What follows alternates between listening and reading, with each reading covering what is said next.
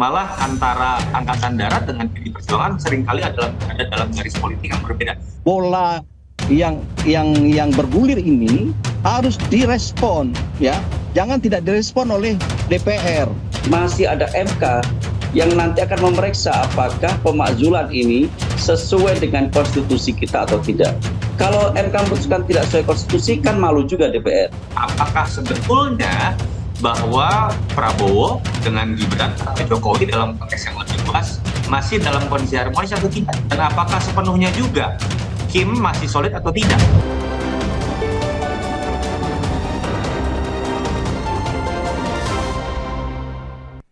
Ya, negara ini kan negara besar yang memiliki sistem ketatanegaraan.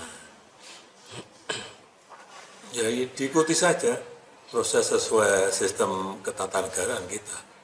Bahwa ada yang menyurati seperti itu, yaitu dinamika demokrasi kita. Biasa saja, biasa. Ya, pemilihan presiden kemarin kan satu paket.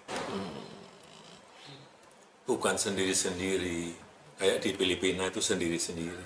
Di kita ini kan satu paket. Sistem ketatanegaraan kita memiliki mekanisme yang harus diikuti.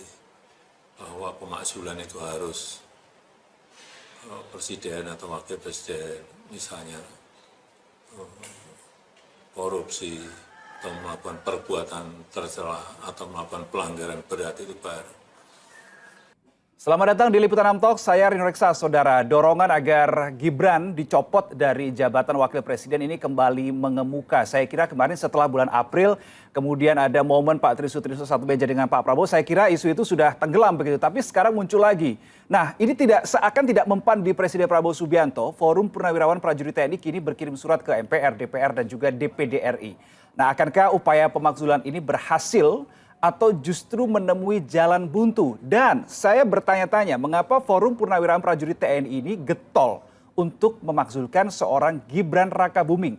Adakah yang menggerakkan? Nah, kita coba diskusikan dengan Sekjen Partai Golkar Sarmuji, kemudian ada juga Direktur Eksekutif Carta Politika Yunarto Wijaya yang tersambung lewat saluran Zoom. Pak Sarmuji, Mas Toto, apa kabar? Kabar baik, Mas Reno. Baik. Mas Toto, baik. Kami juga masih menunggu bergabung ya Guru Besar Hukum Tata Negara Esa Unggul sekaligus founder Trias Constituendum Institute Profesor Juanda yang beberapa saat lagi baru bisa bergabung. Nah, sebelum saya mengajukan pertanyaan untuk Pak Sarmuji dan Mas Toto, saya ajak dulu nih ngelihat statement yang disampaikan dua pengamat militer soal adanya dorongan pemakzulan oleh Forum Purnawirawan Prajurit TNI. Kita coba lihat statement yang pertama, ini quotation, silakan dimainkan teman-teman.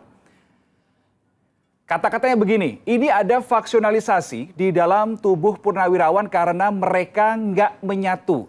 Idenya tetap lewat MPR, bukan kudeta. Ini disampaikan oleh Al-Araf, Ketua Sentra Inisiatif yang kami juga ambil dari tirto.id. Berikutnya, pengamat militer berikutnya adalah Khairul Fahmi. Ia mengatakan mereka dalam hal ini adalah Forum Purnawirawan TNI tidak lagi terikat dengan prinsip loyalitas seperti prajurit aktif. Ini fragmentasi politik yang masih dalam taraf wajar. Itu adalah sedikitnya yang disampaikan oleh sejumlah pihak, dua pengamat militer. Nah, tapi saat ini saya coba tanyakan dulu yang pertama ke Pak Sarmuji. Jadi kalau kata Mas Al-Araf tadi ada faksionalisasi di tubuh Purnawirawan TNI ini. Nah, kalau menurut Golkar, adanya pemakzulan Gibran ini lagi-lagi mencuat lagi setelah sempat tenggelam beberapa saat. Ini kenapa, Pak Sarmuji? Ya, tentang motif tentu saya tidak bisa menebak-nebak ya. Kita nggak bisa menduga-duga motifnya seperti apa. Tetapi sebagai sebuah aspirasi warga negara, itu sesuatu yang wajar-wajar saja, boleh-boleh saja. Nggak ada yang salah, nggak ada yang melanggar konstitusi sebagai sebuah aspirasi atau pendapat warga negara. Di Indonesia ini orang boleh berpendapat baik sebagai orang per orang maupun sebagai sebuah entitas kelompok. Jadi ya kita hargai saja. Tetapi apakah itu kemudian harus diterima? Ya tentu kita harus merujuk pada peraturan perundang-undangan tentang ketentuan di dalam konstitusi maupun dalam turunannya seperti undang-undang maupun peraturan pemerintah yang lain.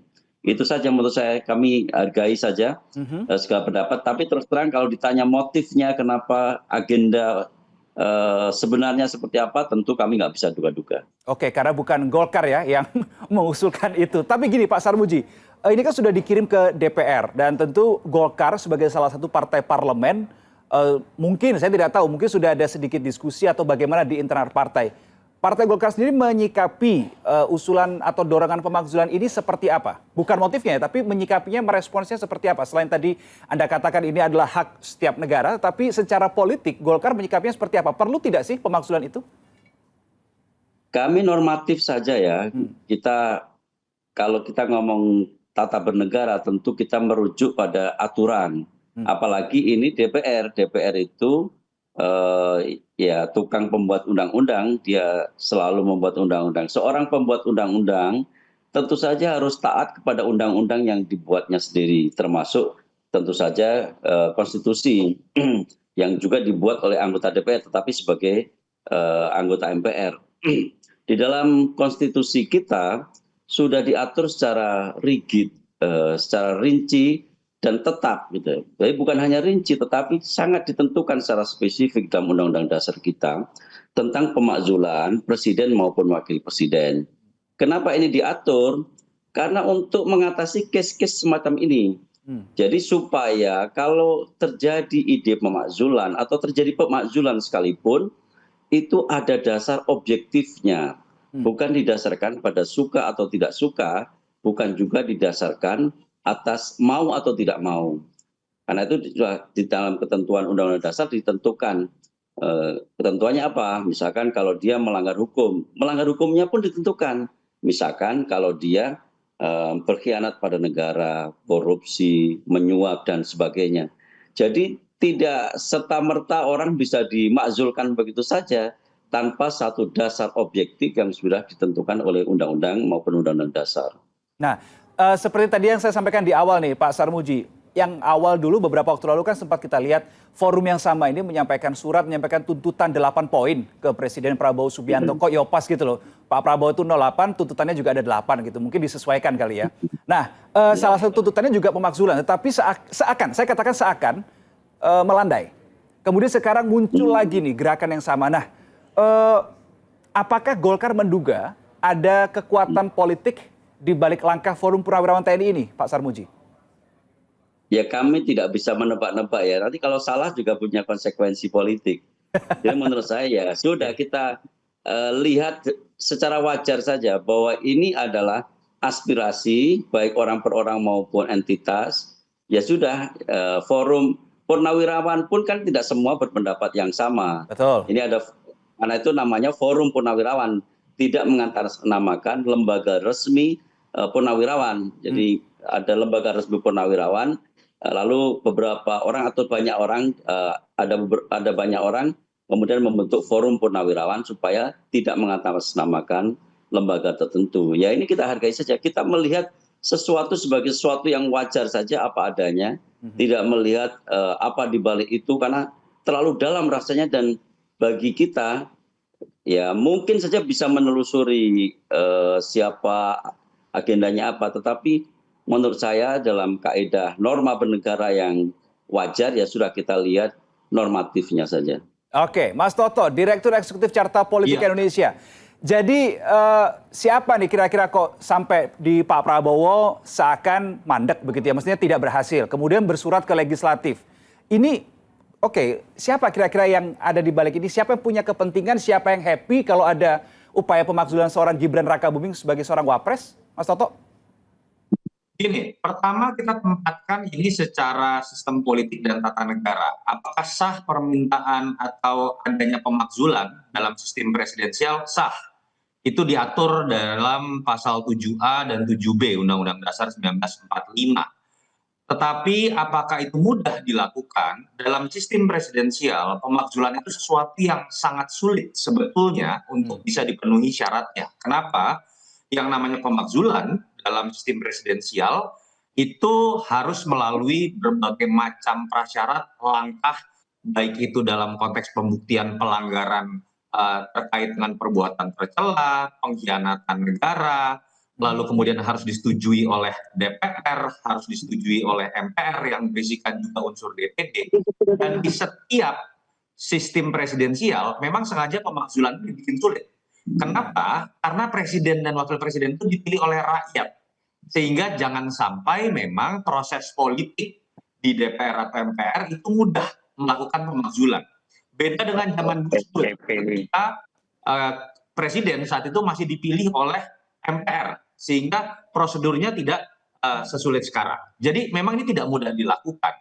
Dan kalau pertanyaan yang lebih mendasar, apakah dengan segala macam prasyarat yang ada, menurut saya sebagai seorang pengamat politik, ini sudah memenuhi syarat apabila misalnya dilihat dari statement-statement pihak yang meminta pemakzulan, salah satunya adalah Forum Purnawirawan. Menurut saya pribadi menyatakan ini masih sangat sulit. Kenapa? Karena saya tidak melihat ada statement yang bisa membuktikan bahwa memang Gibran dalam konteks ini telah melakukan pengkhianatan negara, perbuatan tercela seperti prasyarat pada pasal 7B.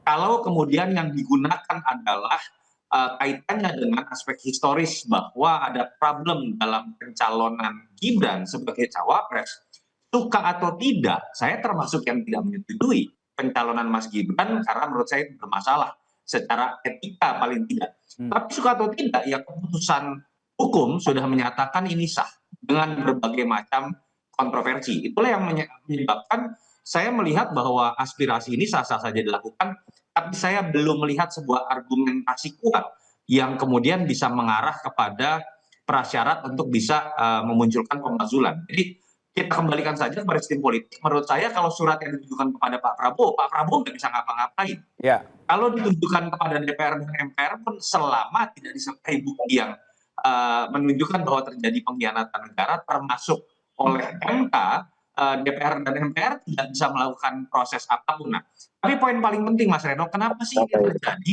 Ya. Menurut saya ini sebuah konsekuensi dari sebuah kontroversi cara mencalonkan diri yang mungkin bisa dibuat sah, tapi kemudian dianggap melanggar etika, sehingga akhirnya menjadi beban buat seorang presiden terpilih. Akhirnya menjadi beban juga buat wakil presiden terpilih yang dianggap cacat secara etika, kewibawaannya jatuh, dia tidak dipercaya. Ini kan rangkaian saja Mas Reno dari isu-isu yang menurut saya sebuah timeline yang kemudian bisa ditarik sebagai sebuah benang merah yang sama. Isu cawe-cawe yang ditakutkan terjadi oleh Jokowi terhadap pemerintahan Prabowo. Isu terkait dengan matahari kembar yang disebabkan oleh kecurigaan Pak Jokowi masih berkuasa. Termasuk isu mengenai pemakzulan, itu kan didasari pada sebuah kontroversi awal bahwa seakan-akan Prabowo Gibran ini menang karena ada sebuah barter politik antara presiden baru terpilih atau calon presiden saat itu dengan mantan presiden, yang menyebabkan ada sebagian dari elemen masyarakat yang tidak nyaman sehingga muncullah isu-isu seperti ini. Jadi kalau saya melihat, yuk kita move on, jangan juga yang karena merasa tidak puas dengan masa lalu, ya kita harus terima keputusan dari MK, keputusan hukum dari negara kita, tapi jangan kita ulang loh dalam sejarah ke depan kita pencalonan model-model seperti ini yang mungkin bisa saja dibuat menjadi sah, tapi jelas akhirnya secara psikologis tidak baik buat masyarakat, termasuk tidak baik buat kewibawaan dari presiden wakil presiden terpilih. Mas Toto, tapi kalau kita lihat timingnya ya, seakan ini memang bertepatan bersama dengan kita lihat kondisi politik makin mesra nih antara Prabowo Subianto dan juga Ibu Megawati Soekarno Putri. Apakah ini kebetulan saja sedang terjadi seperti itu atau bagaimana Mas Toto?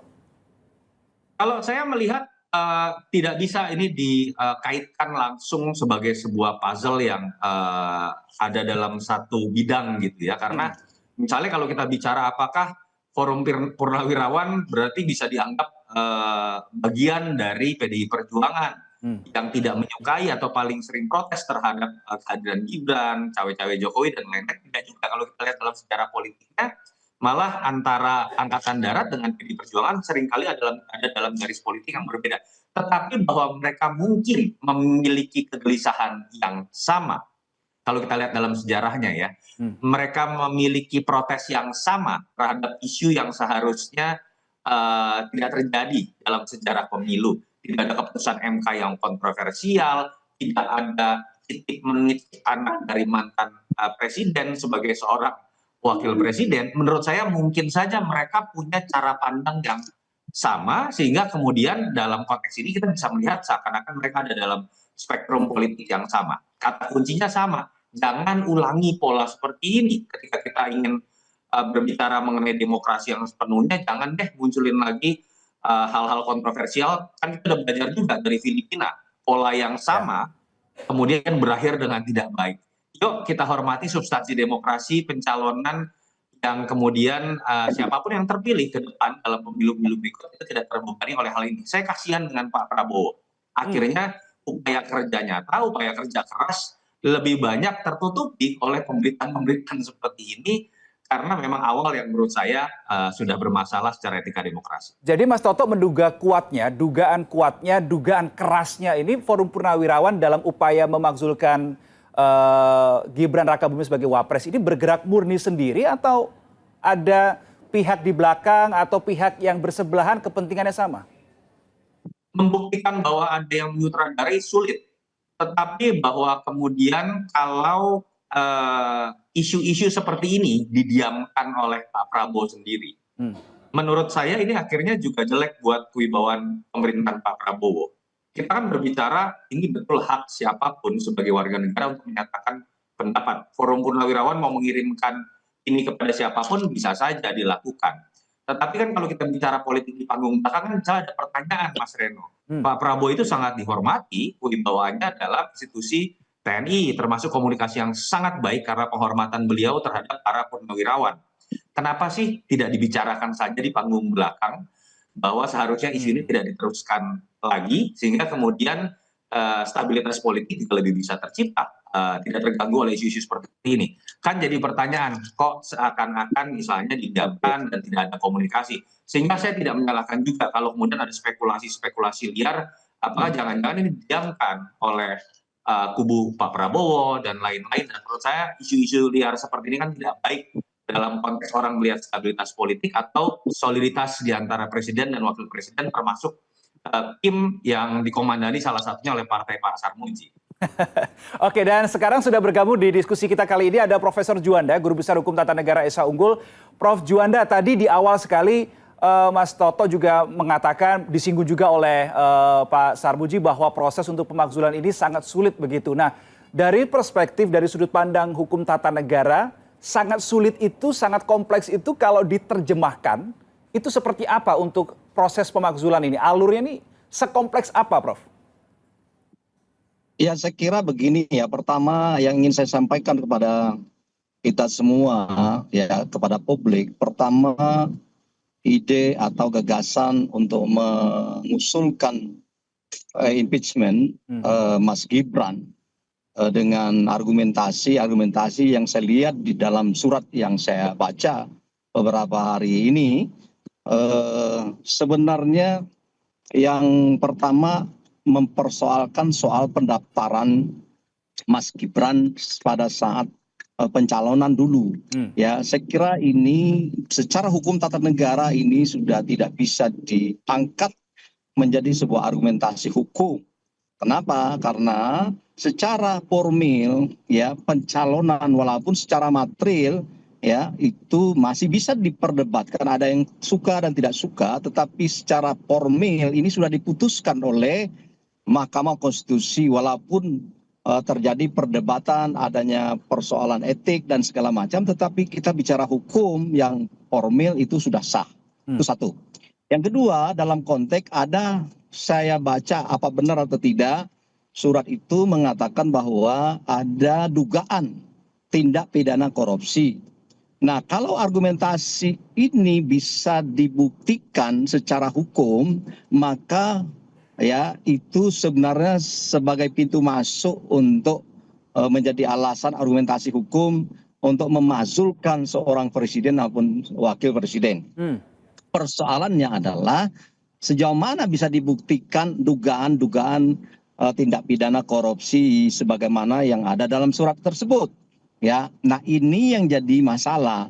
Nah, tetapi bagaimanapun saya sebagai anak bangsa yang memperjuangkan prinsip negara hukum dan prinsip demokrasi, usulan dari para senior, para purnawirawan TNI itu merupakan sebuah mekanisme yang dibenarkan secara hukum dan secara konstitusi, yaitu berdasarkan pasal 7A, 7B, semuanya mengatur soal-soal kriteria persyaratan, termasuk mekanisme kalau ada keinginan untuk melakukan pemakzulan atau impeachment terhadap seorang presiden atau wapres. Artinya itu tidak dilarang. Dan itu hak setiap orang, kelompok, atau siapapun asal dengan argumentasi hukum yang kuat dan bisa dibuktikan. Persoalannya lebih lanjut adalah tentu bola yang bergulir ini harus direspon, ya. Jangan tidak direspon oleh DPR. DPR sebagai Dewan Perwakilan Rakyat yang tentu merupakan adalah penghuninya adalah wakil-wakil rakyat, tentu harus cepat merespon. Bagaimana cara meresponnya? Bisa jadi ini adalah membentuk panitia misalnya khusus atau apa untuk menyelidiki apakah benar usulan ini secara hukum, ya, secara hukum. Kita tidak bicara politik kalau saya tidak boleh masuk ke dalam wilayah politik yang seperti itu, tetapi hukumnya. Nah, ketika ini nanti sudah benar, sudah kuat, maka tentu dibawalah ke paripurna. Ketika ini sudah masuk ke paripurna, ya, seandainya memang seluruh atau sebagian besar dalam pemungutan suara di DPR menyatakan terbukti ada argumentasi hukum yang kuat, maka ini bergulirlah ke Mahkamah Konstitusi. Dalam 90 hari, ya, sekalian saya jelaskan, dalam 90 hari sejak disampaikan oleh DPR ke Mahkamah Konstitusi, Mahkamah Konstitusi wajib, ya, memeriksa, menyidangkan dan memutuskan dugaan ini. Nah, ketika ini ternyata ada dua putusan, terbukti atau tidak terbukti. Nah, ketika tidak terbukti, ketika ini terbukti, masuk lagi ke wilayah DPR. DPR bersidang. Kalau memang ini tidak terbukti, selesailah itu persoalan itu. Tetapi kalau dianggap terbukti, maka berlanjut selanjutnya ke MPR. Nah, dalam 30 hari MPR harus memutuskan secara keputusan politik. Inilah saya katakan masih panjang persoalan ini prosesnya. Makanya kalau saya dari kemarin mengatakan, kalau saya bisa mengatakan walaupun ini boleh tetapi sangat sulit untuk mengabulkan, ya, untuk mengabulkan pemakzulan ini. Tetapi bukan boleh tidak bisa, tapi sulit. Apalagi kalau itu dengan kacamata politik, ya. Nah, ini kacamata politik, kita lihat di DPR ini, ya, fraksi berapa fraksi yang sudah menjadinya fraksinya pemerintah adalah hanya satu yang tidak. Selain itu adalah fraksinya pemerintah. Secara kalkulasi politik menurut saya bahwa ini adalah sulit sekali untuk menjadikan ini bergulir menjadi keputusan politik. Oke, baik. Saya ingin minta pendapat ke Pak Sarmuji. Tadi dikatakan oleh Prof. Juanda, DPR harus segera merespons, mungkin dengan bentuk panitia khusus dulu untuk menyelidiki, baru kemudian dibawa ke paripurna. Bagaimana teman-teman di Golkar, salah satu partai di parlemen, menyikapi masukan dari Prof. Juanda tadi, Pak Sarmuji? Ya, ini di surat itu masuk ke meja pimpinan, ya. Nanti pimpinan yang akan merapatkan sekaligus memutuskan apakah ini perlu dibawa, agenda ini perlu dibawa ke rapat badan musyawarah. Kalau nanti dibawa ke badan musyawarah akan putuskan apakah kita perlu menindaklanjuti usulan ini atau usulan ini sudah dianggap dalam permusyawaratan badan musyawarah itu sebagai usulan yang barangkali perlu kaji mendalam tanpa harus melalui prosedur selanjutnya di DPR. Ya, itu saja, barangkali prosesnya begitu. Kalau nanti pimpinan dan badan musyawarah memutuskan tidak melanjutkan, ya sudah, itu menjadi usulan yang barangkali dicatat saja tanpa harus perlu kelanjutan. Nah, tapi pertanyaan begini, menarik tadi kalkulasi dari Prof. Juanda. Mayoritas partai di parlemen di Senayan itu adalah partainya Prabowo Gibran. Sehingga kalaupun DPR merespons ataupun juga melakukan langkah-langkah lanjutan, ya itu sekedar formalitas saja. Karena secara kalkulasi politik sudah seperti yang disampaikan oleh Profesor Juanda tadi. Bagaimana Pak Sarmuji? Ya ini forum politik ya, kalau dari DPR itu sesuatu kalkulasinya sebenarnya kalkulasi politik, benar Prof. Juanda tadi. Tetapi sekalkulasi-kalkulasinya politik pun, kita pasti akan merujuk pada undang-undang atau undang-undang dasar yang ada. Kalau cuma adu kekuatan bisa saja misalkan ya, ini mohon maaf, misal tiba-tiba ada pergeseran politik yang dahsyat gitu. Ada pergeseran politik yang dahsyat, kemudian terjadi komposisi yang sebaliknya, atau taruhlah seperti sekarang, tetapi fraksi-fraksi menyetujui terhadap pemakzulan Gibran, misalnya Wapres Gibran, itu secara politik bisa saja. Tetapi ketika kita merujuk pada aturan perundangan, kita pasti akan mengkalkulasi juga apakah secara peraturan perundangan pemakzulan ini memiliki dasar yang kuat atau tidak. Karena kalau tidak memiliki dasar yang kuat, dibuktikan di DPR sebagai forum politik, namanya forum politik, pembuktiannya adalah pembuktian politik. Taruhlah DPR setuju pemakzulan ini, masih ada MK yang nanti akan memeriksa apakah pemakzulan ini sesuai dengan konstitusi kita atau tidak. Kalau MK memutuskan tidak sesuai konstitusi, kan malu juga DPR. Ya. Malu ketika DPR sudah secara politik memproses ini, memakzulkan, kemudian Mahkamah Konstitusi menyatakan itu DPR karena forum politik tidak sesuai dengan Undang-Undang Dasar. Jadi kita pasti, meskipun kita lembaga politik, kita pasti rujukannya adalah peraturan perundangan. Oke, baik. Prof. Juanda, tadi kan Anda mengatakan sudah membaca begitu ya surat yang dikirimkan oleh Forum Purnawirawan TNI ke DPR, DPD dan juga MPR. Kami pun juga awak media juga sudah membaca karena itu beredar luas begitu di awak media juga di publik. Nah, kalau Anda melihat poin-poin yang disampaikan sebagai dasar bagi para Forum Purnawirawan TNI itu untuk mengusulkan, mendorong Gibran dimakzulkan, dasar itu sudah cukup kuatkah? Sudah cukup objektifkah? Atau hanya asumsi dan subjektif? Saya kira gini ya, saya susah menjawab kalau ini soal substansi ya, substantifnya itu ya, karena yang tahu persis misal soal misalnya kan tadi salah satunya sudah saya jawab, kalau soal misalnya argumentasi karena ada pelanggaran di dalam pendaftaran atau pencalonan Mas Gibran, saya mengatakan bahwa itu sudah selesai secara hukum, secara formil ya, karena itu melalui proses pendaftaran, pemilihan, sengketa Pilpres sudah selesai, diputuskan, terlepas dari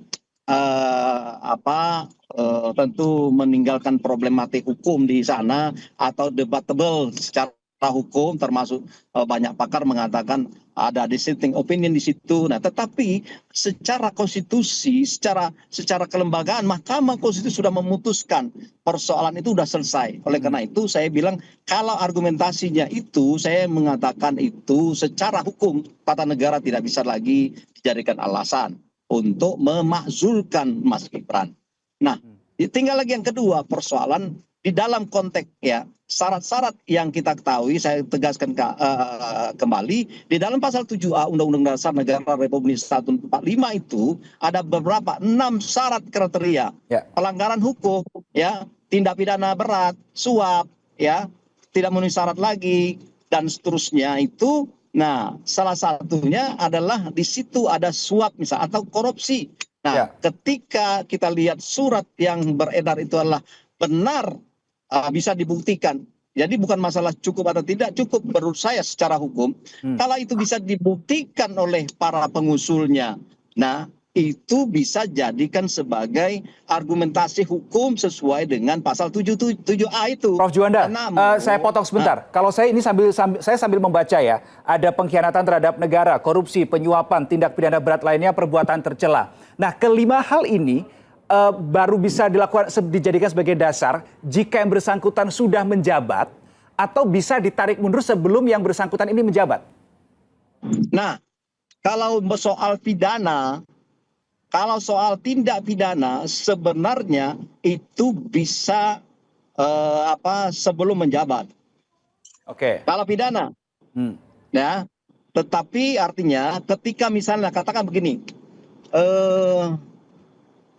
ada dugaan tindak pidana yang dilakukan oleh Mas Gibran pada saat beliau itu dulu jadi wali kota misalnya. Nah, ketika itu ini sesuai dengan prinsip dalam hukum pidana, itu rentang waktunya belum daluarsa misalnya. Nah, jadi belum juga daluarsa baik dalam penyidikan maupun dalam penuntutan sebuah tindak pidana. Maka itu tentu tetap bisa dilakukan proses pidana. Nah, ketika proses pidana ini nanti bergulir dan terbukti, ya, maka saya katakan itu bisa juga dijadikan argumentasi ya secara hukum oleh DPR, oleh MK, oleh MPR ya untuk memenuhi syarat di pasal 7A tadi adanya tindak pidana misalnya. Nah, atau korupsi. Nah, korupsi ini kan tidak disampaikan apa hari ini atau kemarin misalnya. Yang penting terbukti. Nah, persoalannya adalah sulit membuktikan ini. Nah, makanya saya katakan tadi bahwa apakah para teman-teman senior purnawirawan TNI ini mampu tidak ya membuktikan dugaan tidak pidana korupsi yang dilakukan oleh Mas Gibran misalnya sesuai dengan surat itu ya, kalau benar. Baik. Nah, itu persoalannya. Tapi kalau tidak itu menurut saya ya walaupun itulah hak dari setiap warga negara untuk melakukan pengusulan sesuai dengan pasal 7A dan 7B, tetapi menurut saya sulit sekali ya untuk dikabulkan dalam konteks hukum. Ya, kelihatannya kita sudah mendapatkan kesimpulan ini. Sulit sekali untuk mendapatkan atau menuju ke jalur pemakzulan. Mas Toto, saya penasaran juga pendapat dari Mas Toto. Ketika tadi Prof. Juwanda mengatakan secara kalkulasi politik, kemudian tadi juga sudah direspons oleh oleh Pak Sarmuji. Pertanyaan saya begini, ketika memang partai parlemen itu semuanya adalah, bukan semuanya lah ya, dominasi adalah partai pengusung Prabowo Gibran. Ketika ini pun juga ditindaklanjuti, udahlah tutup mata aja, ini pasti akan menemui jalan buntu lagi sama seperti mereka berkirim surat ke Presiden Prabowo Subianto. Bagaimana Mas Toto? Ya, sebetulnya kan malah disitulah pertanyaan muncul, Mas Reno ya. Ada yang mengatakan bahwa apa yang kemudian muncul dalam isu pemakzulan bisa juga dilihat sebagai sebuah indikator. Apakah sebetulnya bahwa Prabowo dengan Gibran atau Jokowi dalam konteks yang lebih luas masih dalam kondisi harmonis atau tidak? Dan apakah sepenuhnya juga Kim masih solid atau tidak? Dan ketika misalnya isu pemakzulan ini digulirkan secara tata negara, pintu awalnya adalah DPR, di pasal 7B itu dijelaskan, pintu masuknya kalau ingin diteruskan, harus kemudian melalui permintaan kepada Mahkamah Konstitusi, melakukan pemeriksaan. Masalahnya ketika ingin diloloskan ke dalam permintaan terhadap Mahkamah Konstitusi, itu harus disetujui oleh 2/3 oleh anggota DPR dalam paripurna. Di situ kan akan jadi ujian. Kalau sampai lolos permintaan terhadap Mahkamah Konstitusi, artinya secara politik memang sudah tidak harmonis. Spekulasi seperti itu tidak salah begitu ya. Tetapi apakah saya kalau ingin ditanya mereka-reka, apakah andai kata pun Pak Prabowo dengan Pak Jokowi sebetulnya di panggung belakang tidak harmonis, lalu kemudian peristiwa ini akan digulirkan begitu saja, saya kok tetap meyakini tidak, Mas Reno. Karena ketika isu pemakzulan ini berlanjut dengan proses yang panjang ya, Mahkamah Konstitusi akan dengan segala kontroversinya, MPR. Menurut saya ini sebuah hal yang buruk buat pemerintahan Pak Prabowo, mau apapun nanti hasil dari proses menuju pemakzulan itu. Saya melihat Pak Prabowo tidak akan menggunakan cara berpolitik apabila sekalipun betul ada spekulasi mengenai Pak Prabowo sudah tidak harmonis. Nah, balik lagi, kalau saya melihat saran saya kepada para forum purnawirawan, saya sama dengan bapak-bapak jenderal ini, saya juga tidak setuju dengan pencalonan Mas Gibran. Tapi dalam konteks demokrasi, hasil pemilu sudah keluar, keputusan terhadap Mas Gibran saat pencalonan kita suka atau tidak sudah dinyatakan sah, kita move on. Kita nggak bisa kembali kepada alasan seperti itu untuk menggunakan hak kita secara konstitusional. Kalau ingin kemudian melakukan protes secara konstitusional yang ujungnya adalah pemakzulan, ya carilah bukti-bukti yang kuat sesuai dengan prasyarat dalam pasal 7A, sehingga kemudian tidak menjadi sebuah kontroversi yang nggak ada isinya, yang kemudian hanya dibicarakan dalam konteks kita nyatakan sah, tapi atau pistolnya ada, tapi pelurunya kosong, sehingga kemudian kita hanya membuang waktu. Ayo kita move on, jaga. Kalau memang ada kesalahan, perkuat pengawasan, baik melalui civil society, suara-suara kita sendiri, jangan menggunakan jalur-jalur yang kita tahu ujungnya tidak akan menghasilkan apapun. Ini yang menjadi pertanyaan, apakah Pak Jokowi dan Pak Prabowo masih harmonis? Nah, saya tanyakan ke Pak Sarmuji. Golkar ini kan partai pengusung Prabowo Gibran di Pilpres 2024 dan juga dekat dengan Pak Jokowi. Jadi bagaimana, Pak Prabowo dan Pak Jokowi masih harmonis tidak, Pak Sarmuji? Ya, sejauh yang saya ketahui tidak ada problem apapun antara Pak Prabowo dan Pak Jokowi. Kedua beliau itu masih baik-baik saja. Meskipun tidak ketemu secara fisik, tetapi kontak itu dalam informasi yang kami terima itu masih berlangsung. Dan tidak ada satupun fenomena atau gejala atau indikasi-indikasi yang bisa kita simpulkan Pak Prabowo dan Pak Jokowi ini sedang retak atau sedang jauh. Pertemuan fisik memang tidak berlangsung karena saya yakin Pak Prabowo juga punya kesibukan, Pak Jokowi juga punya kesibukan. Tetapi itu tidak bisa mengindikasikan bahwa keduanya itu tidak berhubungan atau bahkan retak atau hubungannya tidak baik. Ini kan Pak Prabowo juga harus mengatur ritme yang bagus. Karena nanti begitu Pak Prabowo bertemu dengan Pak Jokowi, nanti isunya macam-macam. Yang cawe-cawe, yang matahari kembar, yang macam-macam lah. Tapi begitu nggak ketemu 3 bulan saja, orang mengatakan, wah hubungannya sudah retak, sudah tidak baik.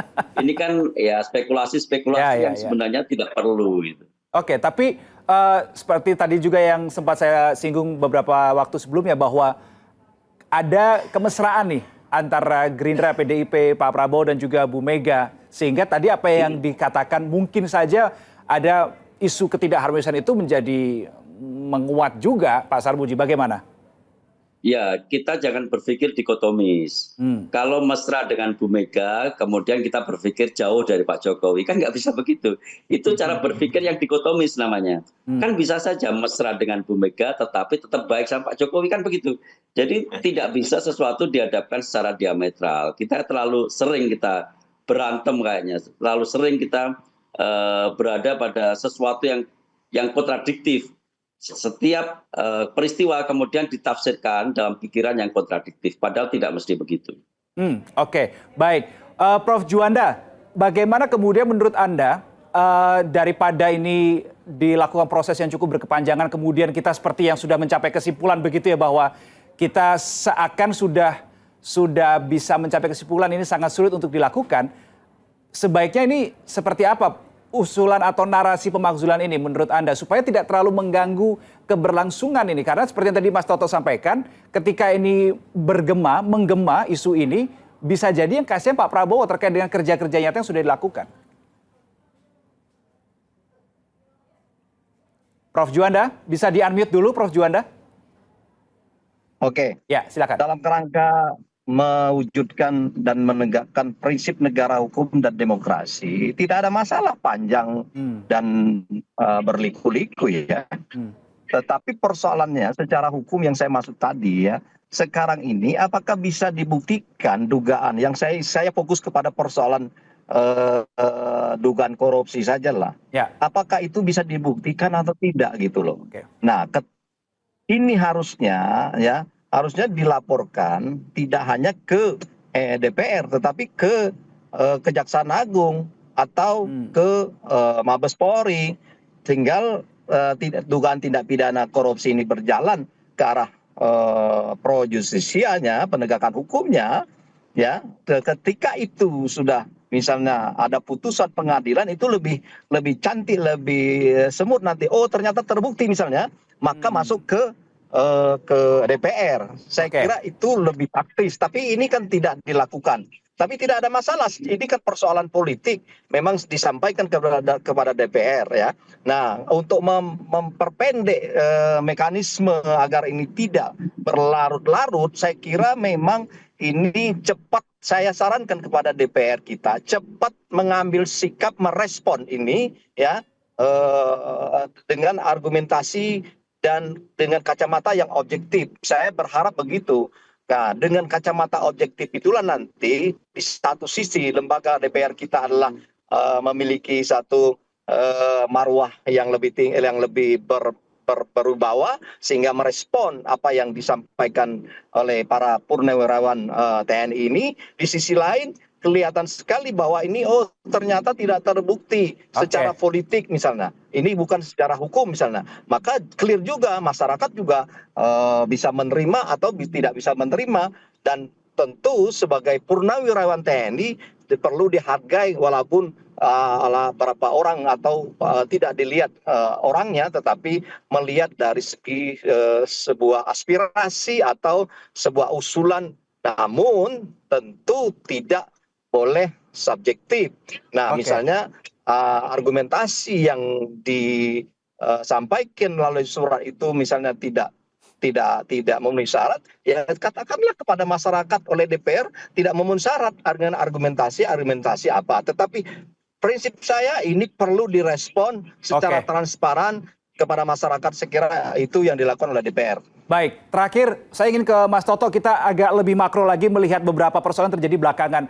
Selain soal pemakzulan, Mas Toto, Gibran ini kan juga kemarin ada dikaitkan begitu pemberitaan ramai dengan judi online karena ngefollow akun judol begitu. Lalu ayah Gibran, Pak Jokowi juga masih di pusaran soal tudingan ijazah palsu. Jadi, Mas Toto, dengan sederet yang seakan kebetulan terjadi di keluarga Pak Jokowi ini adalah memang kebetulan saja terjadi atau ada upaya tertentu untuk menggoyang keluarga Solo, Mas Toto? Dalam politik upaya menggoyang pasti akan terus terjadi. Tapi apa yang bisa kita pelajari sebagai pendidikan politik bukan kemudian mengatakan atau mencari tahu siapa yang ingin menggoyang. Hindarilah sebuah proses politik yang tidak lazim ketika seorang pemimpin, apalagi level negara ya, itu sudah memiliki legacy yang baik. Pak Jokowi tidak akan diterpa isu seperti ini ketika tidak mencalonkan anaknya sebagai sejarah pertama di Indonesia, satu-satunya presiden yang kemudian mencalonkan anaknya menjadi calon wakil presiden. Tidak pernah terjadi juga di negara-negara lain kecuali di Filipina. Sehingga kemudian kekecewaan itu muncul, subjektivitas itu muncul, kecurigaan itu muncul terhadap hal lain. Ijazah palsu, upaya mengintervensi, upaya cawe-cawe, ingin menjadi matahari kembar. Coba kalau Pak Jokowi kemudian berhenti pada legasi infrastruktur, berhenti pada legasi debirokratisasi dan deregulasi yang memang menjadi legasi dari beliau. Saya pikir isu-isu seperti ini tidak akan muncul. Saya sangat sedih, termasuk sebagai orang yang pernah membantu Pak Jokowi dan berharap sekali siapapun presiden ke depan tidak mengulangi kesalahan yang sama, sehingga bukan hanya dalam konteks kita sedih ya terhadap sosok Pak Jokowi dan keluarganya, termasuk Mas Gibran, tapi sebuah pembelajaran politik bagi seluruh negeri, sehingga ketika kemudian rezim berikutnya bekerja, yang dibahas itu bukan beban masa lalunya, bukan cawe-cawe politiknya, bukan perkawinan politiknya yang dianggap tidak lazim, tapi akan kita nilai apakah programnya cita-citanya Pak Prabowo bagus atau tidak, pencapaiannya sudah memenuhi syarat atau tidak. Ini yang saya harapkan ke depan, termasuk partai-partai yang kemarin mendukung ketidaklaziman ini, termasuk Partai Golkar, bisa belajar dari peristiwa politik yang kita lihat sekarang. Baik, terima kasih Sekjen Partai Golkar Sarmuji, Guru Besar Hukum Tata Negara Esa Unggul sekaligus founder Treas Constituendum Institute Profesor Juanda dan Direktur Eksekutif Carta Politika Yunarto Wijaya sudah bergabung berdiskusi berbagi sudut pandang di kesempatan kali ini. Kita jumpa di lain waktu. Terima kasih. Terima kasih. Dan saudara, itu tadi diskusi kita di kesempatan kali ini terkait dengan masih adanya upaya dari pihak Forum Purnawirawan TNI untuk menurunkan, memakzulkan seorang Gibran Rakabuming dari posisi sebagai Wakil Presiden Republik Indonesia. Kita nantikan bagaimana ke depan dinamikanya, tetapi kalau tadi kesimpulan dari diskusi ini adalah sulit untuk bisa memakzulkan seorang Gibran Rakabuming dari posisi Wakil Presiden Republik Indonesia. Saya Rendo Reksa pamit. Salam SCTV.